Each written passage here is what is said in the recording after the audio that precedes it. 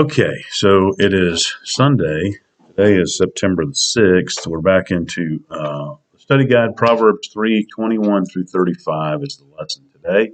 The title of the lesson is Compassion Demonstrated, and the subtitle says Following God's Wisdom is Demonstrated in How a Person Treats Others. So there's sort of the gist of the lesson today.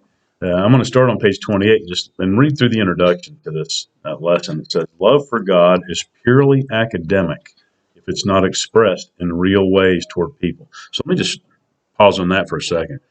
It's very important for us to know about God, to learn about God, to love God. And following through in that to salvation is what gets you into heaven, right? That's what saves you. Once you're saved, then hopefully when Holy Spirit takes up residence inside you in your heart, and you change because of that salvation experience, it should change lots of things about you. Your former life has gone away. We're new creations. And how we look at the world, how we look at people around us, hopefully that changes, and the way we want to treat people, regardless of how they treat us or the world. And that's what this is saying.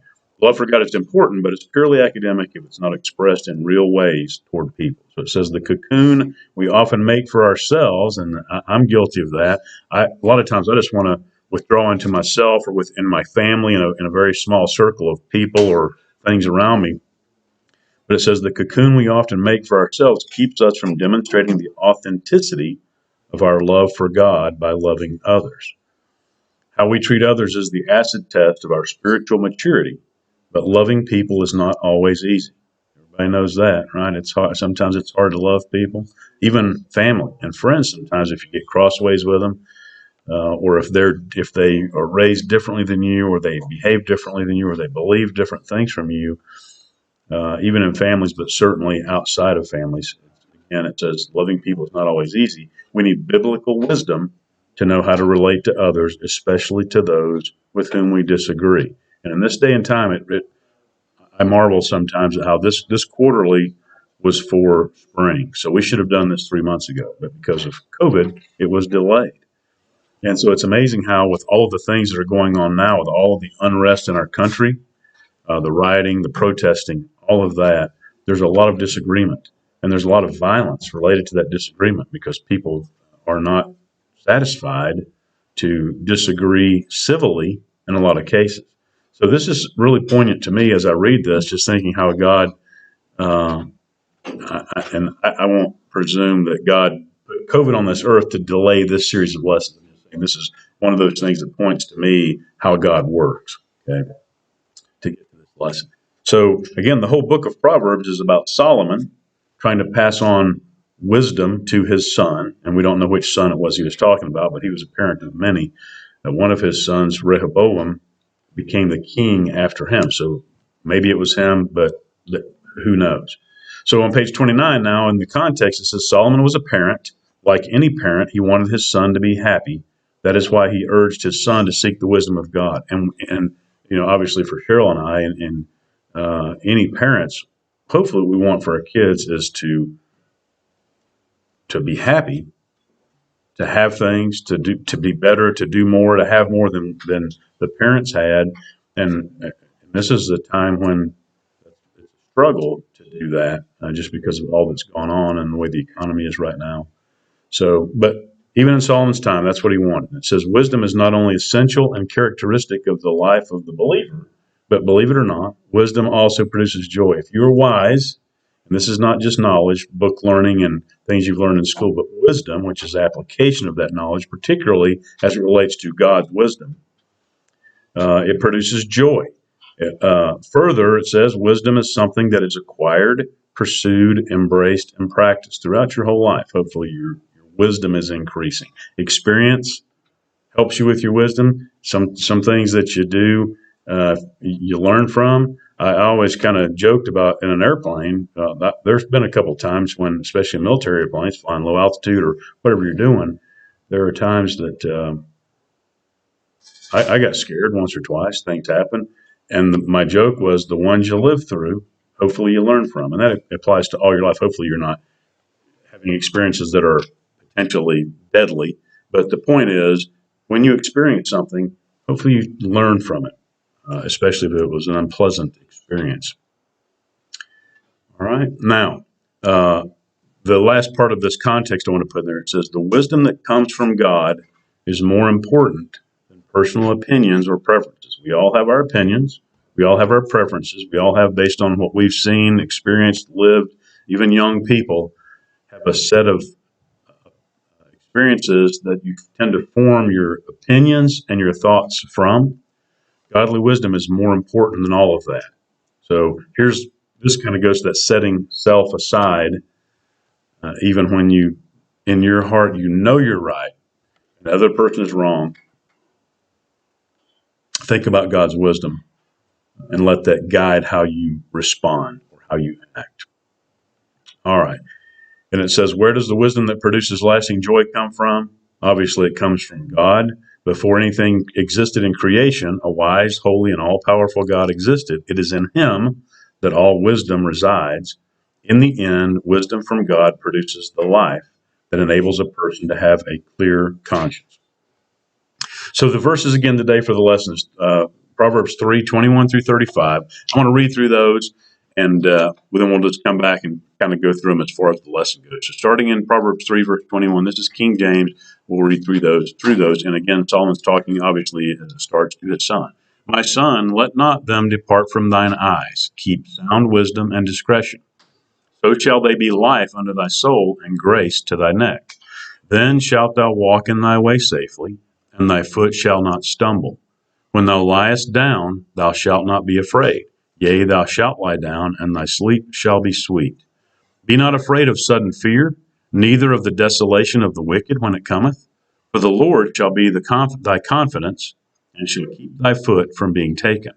Withhold not good from them to whom it is due, when it is in the power of thine hand to do it.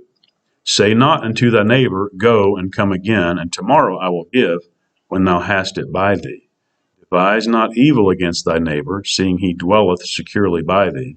Strive not with a man without cause, if he have done thee no harm. Envy thou not the oppressor, and choose none of his ways. For the froward is abomination to the Lord, but his secret is with the righteous. The curse of the Lord is in the house of the wicked, but he blesseth the habitation of the just. Surely he scorneth the scorners, but he giveth grace unto the lowly. The wise shall inherit glory, but shame shall be the promotion of fools. So there's the verses. And again, the middle of it is where it's talking about how to treat your neighbor. And we'll come to that here in just a moment. But one of the things, when I first started reading this, verse 21, my son, let not them depart from thine eyes. And I was thinking, what is he talking about? Let not them depart from thine eyes. And so I scrolled back up a little bit, or in my Bible, I looked forward, and I'm not seeing the them things that he's talking about. Well, the way this is written, it's a little bit backwards. And so you can see when he says, my son, let not them depart from their eyes, he answers the question immediately what them is: sound wisdom and discretion. Keep sound wisdom and discretion. And when I change this to CSB, like the study guide has, if I can find my cursor, you'll see it gets put in an order that makes a little bit more sense to my small brain. Right there. Okay. And we'll go back down to 21. All right. There you go. Verse 21. Maintain sound wisdom and discretion, my son. Don't lose sight of that. So there's what he's talking about. All right. I'm going to go to page 30 in the study guide. Now, here's how they explain the study guide. The benefits of godly wisdom are many. Being wise is its own reward, but there's lots of benefits. Solomon explained that the person who trusts in God will find rest from fear. Again, he pictured wisdom as something that is to be pursued and lived, and in order for his son to be able to benefit from the treasures of wisdom and discretion, he would need to never let them out of his sight. And that's important. And I will completely, think of the right word, back up or affirm the benefits of godly wisdom are many. Because if nothing else, we talked a moment ago, I think, about godly wisdom can bring you joy and a comfort. Even in the worst of times, that godly wisdom can help you to understand that bad times hopefully will pass. All things pass when we, as Christians, when we pass into eternity. But hopefully during your life when you're suffering through something, it's only for a time.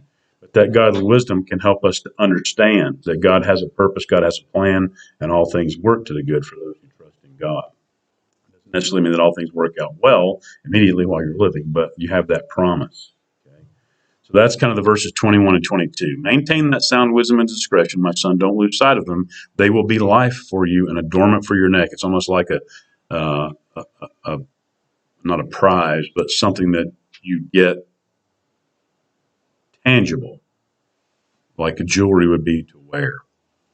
In verses 23 to 26, the next section, it says, true wisdom provides a wall of safety around the wise, protecting the wise person from foolish decisions he might make and enabling him to lay his head down at night in peace as a result of having a clear conscience. So having that wisdom and exercising it protects you.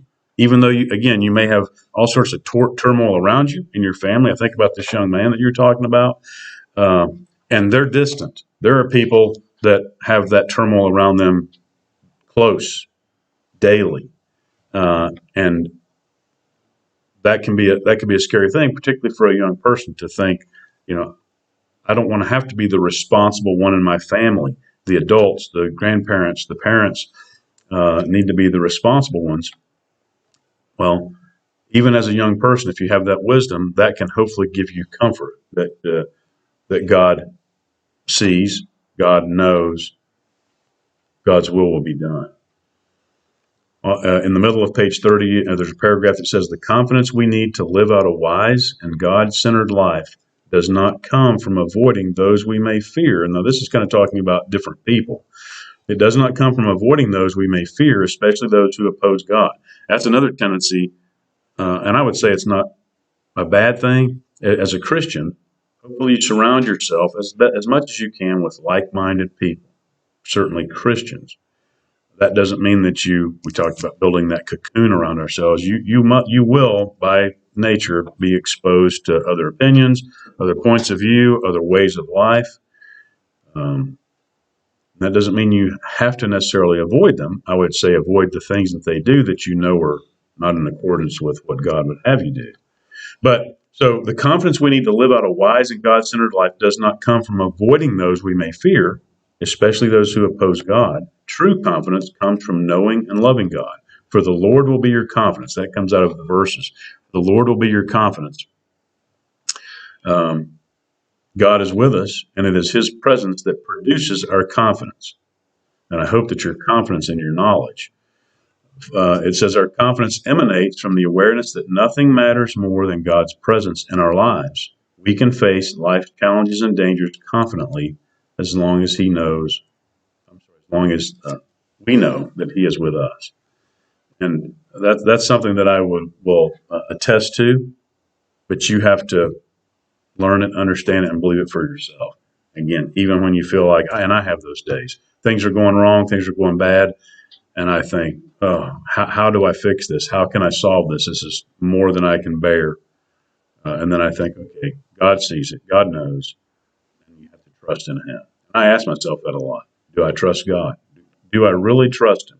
Even in the times that I realize I'm powerless to affect something in a way that I want to. And the answer ultimately is yes. And that's when you have to just have some patience and trust in God. The question at the top of page 31, it says, how does self-confidence differ from a confidence grounded in God's presence? So, and again, as a young boy and then a young man, my confidence, everyone has insecurities.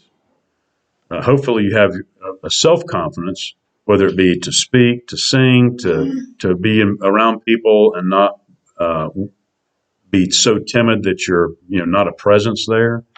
But back to this question, how does self-confidence differ from a confidence grounded in God's presence? Self-confidence is just that. It relies on what you think, what you know, and how you portray it. And that's trying to rely on just yourself will definitely get you into trouble. Confidence grounded in God's presence, there is a knowledge, and there's that knowledge where the application of knowledge is wisdom.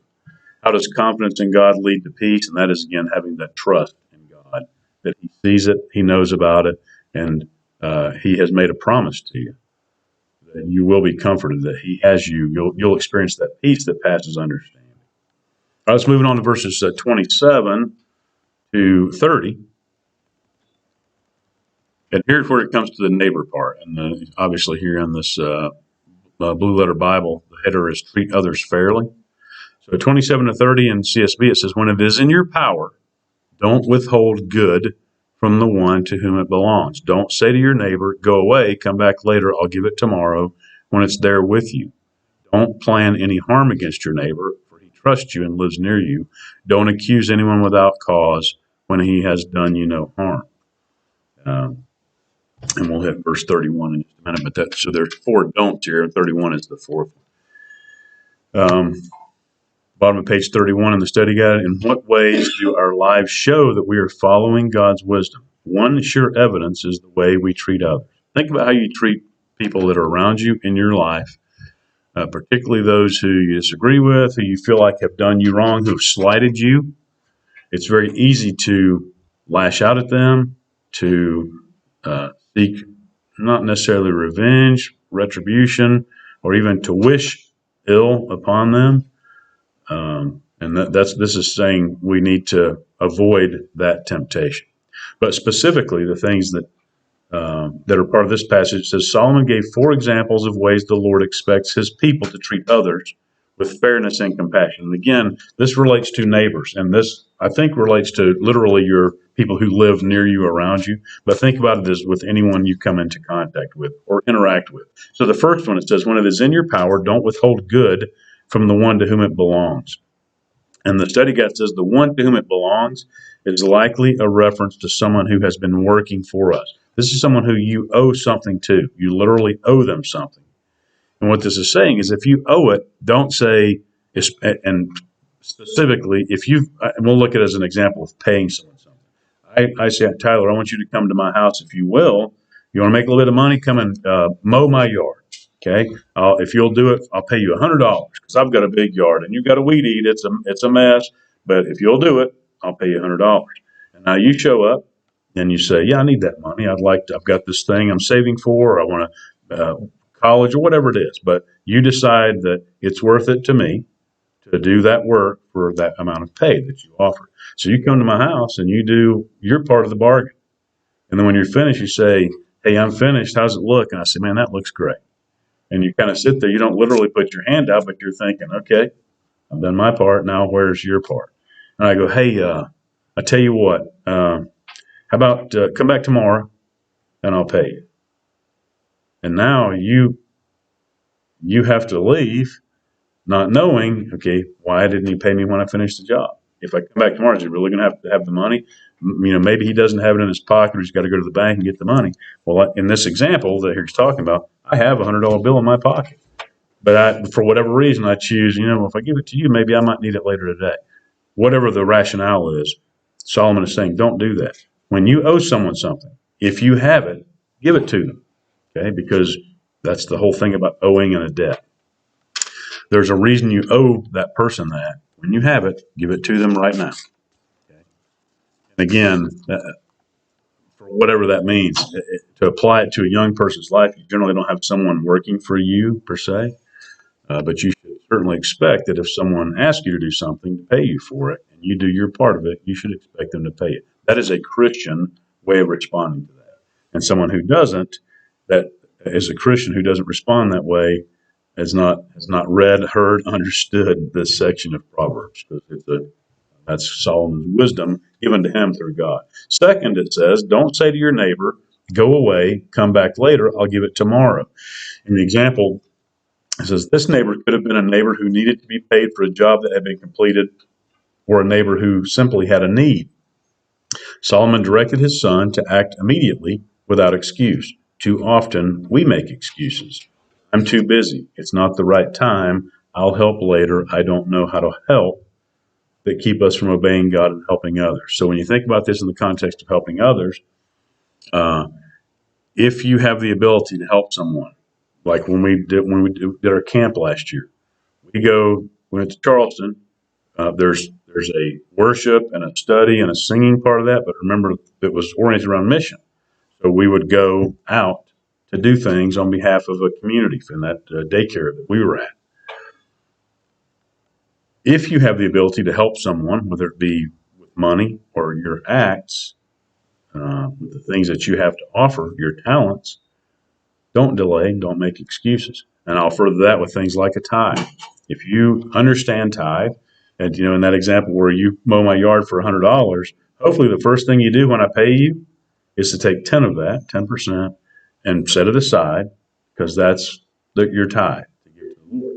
So if you're thinking, I want a $100 pair of shoes, that's why I want to mow your yard, you need to understand that with that $100 that you get paid, you really, to me, I would want to think I really only have 90 of that to go to what I want because 10 of it I owe to the Lord. I mean, that's the tithe. So that's what this is saying. Whether it be tithe, the activities, the talents that you have, don't withhold those. If you have the ability and you see a need, use it now. Do the thing. Do the right thing, the good thing now. The question with this section: why might a person try to excuse himself from helping others? Generally speaking, I would say it's selfishness in a way. Why wouldn't I use my talent? Well, I've got this other thing that I wanted to do Saturday instead of going to the food bank or whatever the activity is or helping someone. Generally speaking, it comes back to selfishness. I'm too shy. I don't want to go do this, and that's I would say that's an insecurity that to think back of having that knowledge and peace of God hopefully helps take away some of that insecurity. And certainly, if you can have a group of people again like-minded, that even makes it easier. Think about in a choir. Singing a solo is kind of a scary thought to me.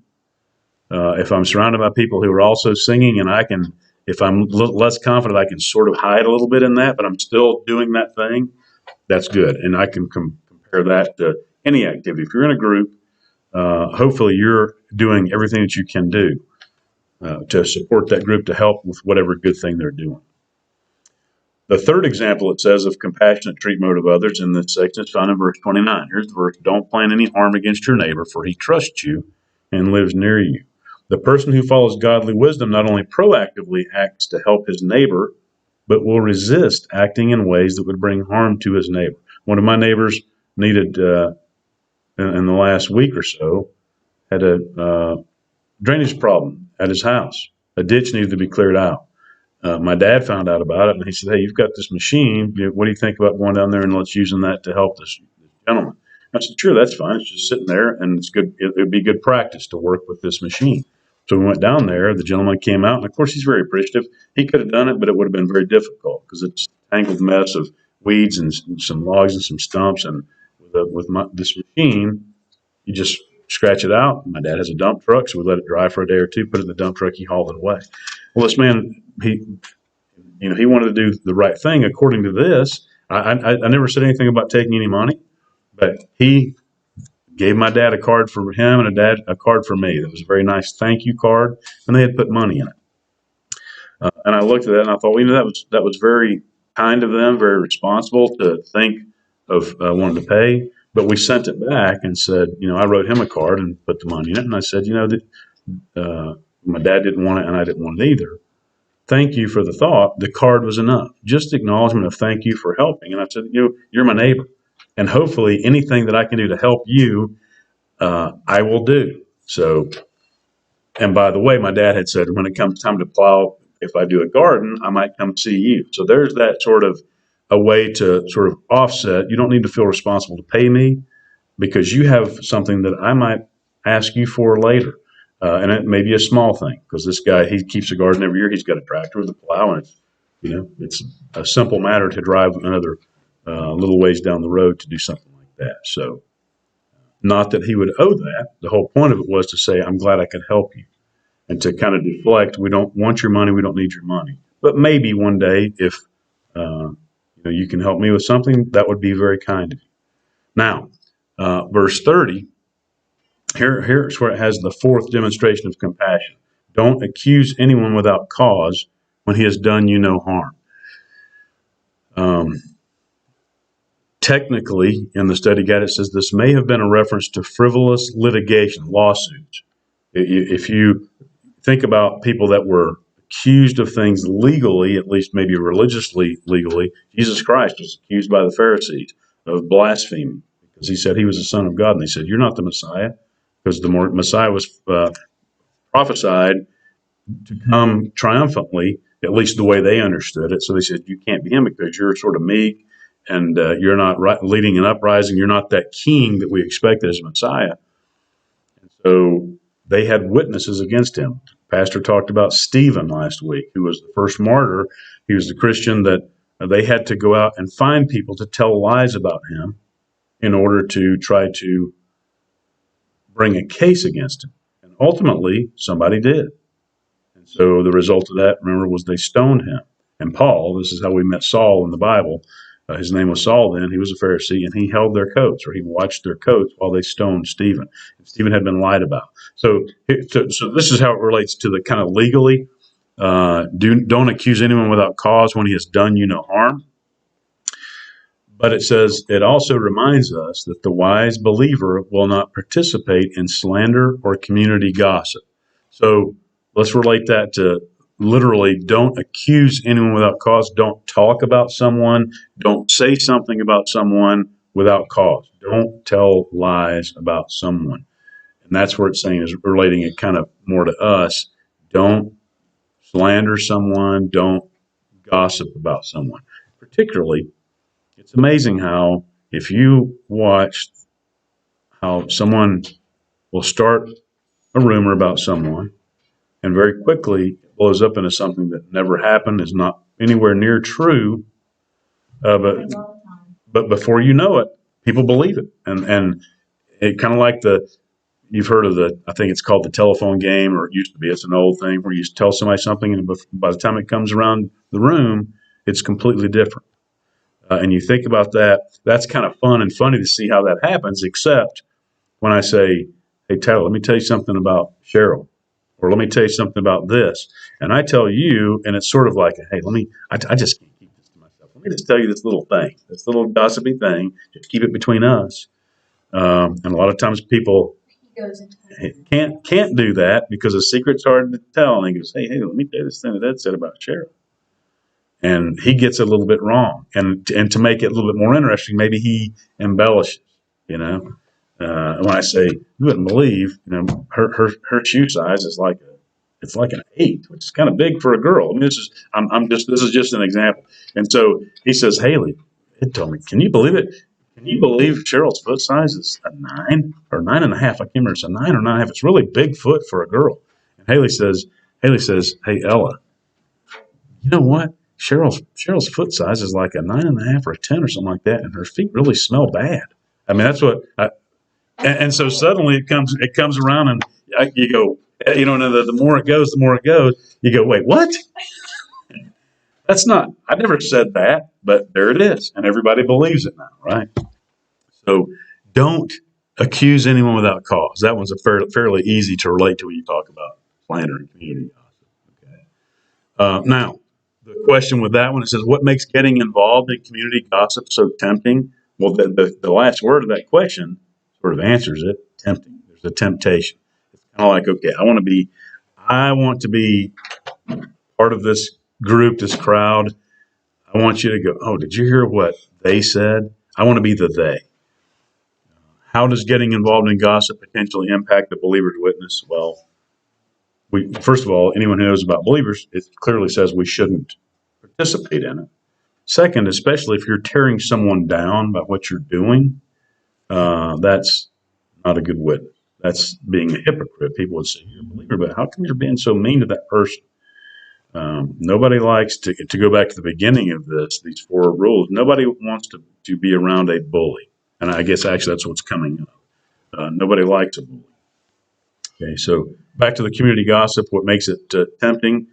It's that temptation that must be resisted. And it can be a very bad impact on a believer's witness. All right, the last few verses, 31 to 35.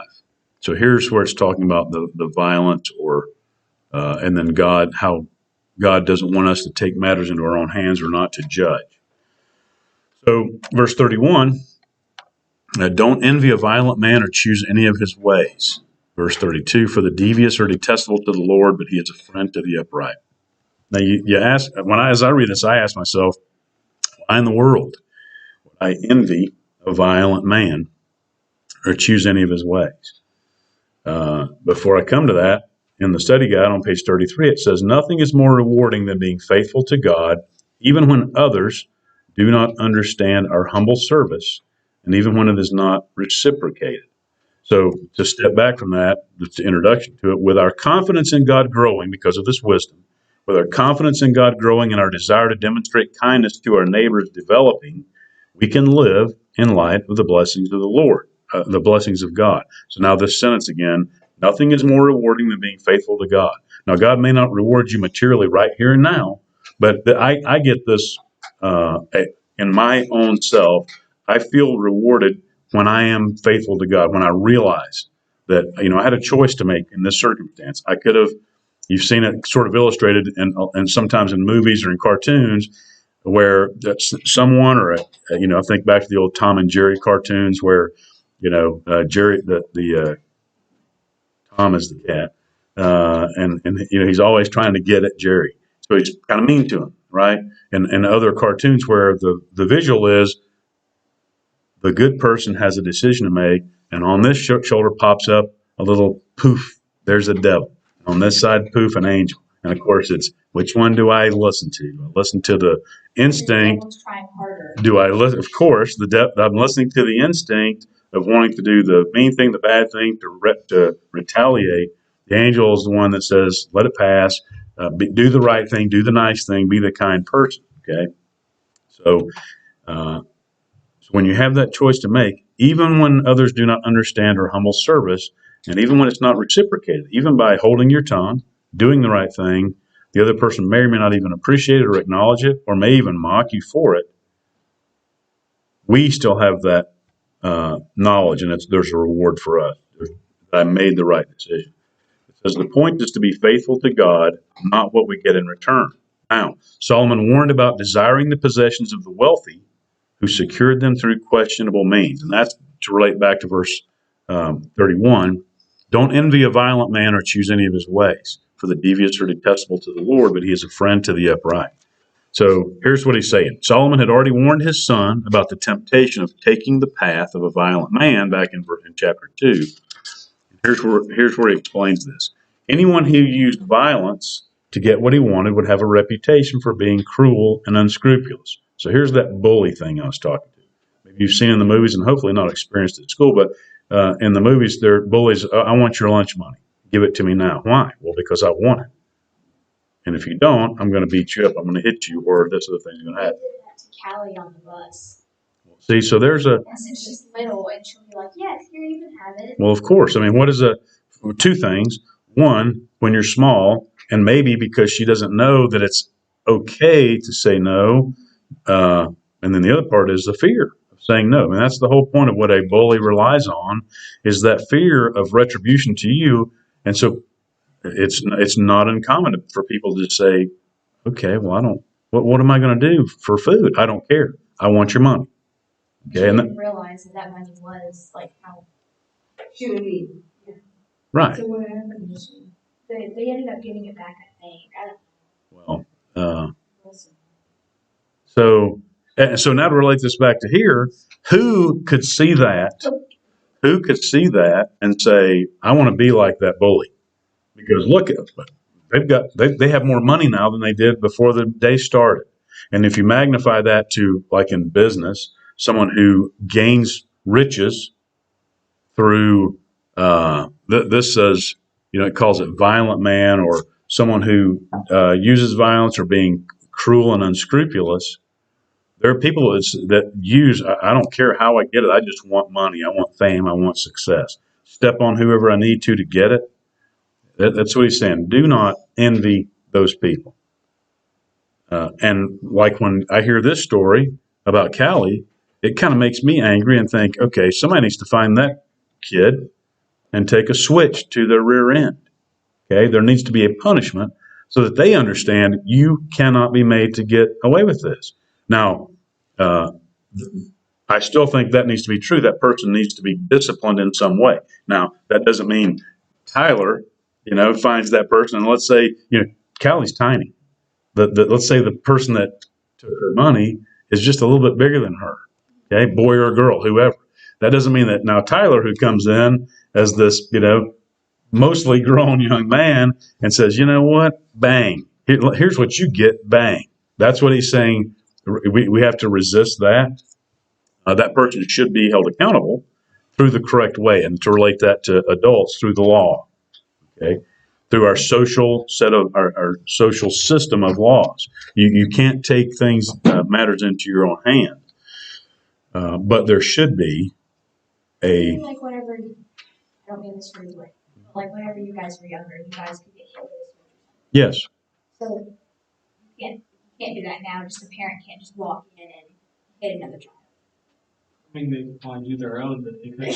Oh, I understand that. Now, I see.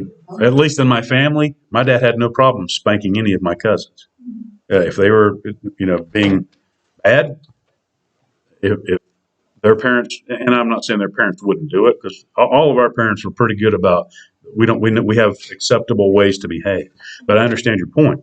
Now, that being said, this is on a school bus, right?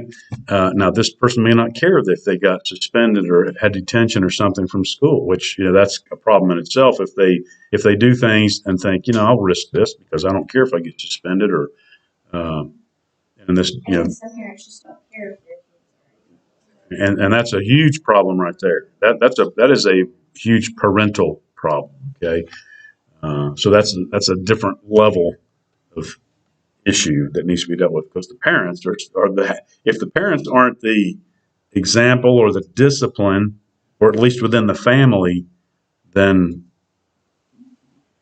we've got real big problems. And that's if kids don't have some symbol of authority that they must respect in their own home, then they're not taught to respect any authority, and that's part of the problem we see in the country and in the world right now. So this is in the Bible. It says if you reap the wind, if you sow the wind, you'll reap the whirlwind. Well, for many, many years, the world has been sowing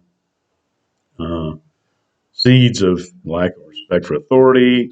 It's not important to have a mother, father in the home. It's not important to discipline your kids. It's not important that there is a winner in a competition. We don't want to hurt anybody's feelings, so everybody gets a trophy. Things like that. And over the course of time, there becomes an expectation, and then you reap what you've sown. And it's very difficult to go back to a different way. Okay, so thanks for that. That was a great example of exactly what this is. Okay, let's finish up. It says, entrusting themselves to God's wisdom, wise people choose to ignore the example of the violent person, to go back to this bully. The gain of possessions and fair weather friends is no comparison to God's presence and counsel in our lives. How many of you have seen the movie A Christmas Story? You'll shoot your eye out, kid. The BB gun, the Red Ryder BB gun. We shall have to remedy that. We'll watch it. But here, the point of it, there's a bully in that movie, and he's got a little friend who's hanging with him. And this is someone who wants to be near that person of power, regardless of that they're violent or that they're a bully. Maybe because he emulates them and wants to grow up to be like that person, or maybe it's just to be protected. If I kind of hang out with him, maybe he won't be, we'll beat up other people. He won't beat me up. You have to be very careful about aligning yourself with people like that. Okay. So that was where it said the gain of possessions and fair weather friends is no comparison to God's presence and counsel in our lives. We have to be able to stand on our own knowledge and our wisdom to do the right thing. All right. Then the last part of the lesson is talking about how God does not want us to make retribution or take things in our own hands.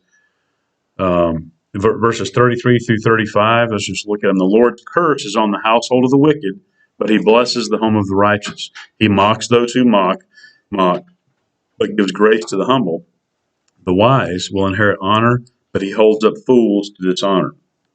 Several places in the Bible, and a couple of the Psalms, David or whoever the psalmist is, if it's not a David psalm, talks about, Lord, why is it that the wicked prosper?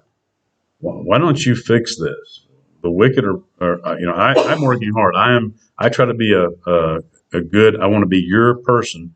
But I see all this around me of people prospering. Why is that? In Job, I'm reading Job right now in my 1 year Bible, and it's talking about, he says the same thing, but he says it in a way that, because his friends are saying, Job, you're being punished, obviously, because you've done something wrong. God doesn't just punish people, you've done something wrong. And Job says that God will take care of things in his own way and in his own time. Okay? And that's what this lesson is saying, is we must trust. And I don't mean this to say that one day that bad person, they're going to get theirs. God's going to take care of that. That should give us a heavy heart for people who don't believe and aren't saved, because no matter how bad they are, nobody should wish someone else into hell. Okay, because that's what ultimately will happen.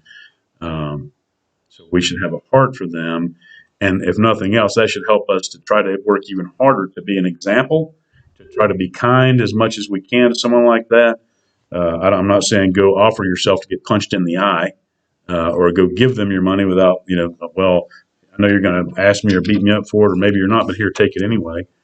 But it said, there's a place in the Bible where it says, if you will treat your enemies with kindness, it's like heaping coals on them, and that's paraphrased.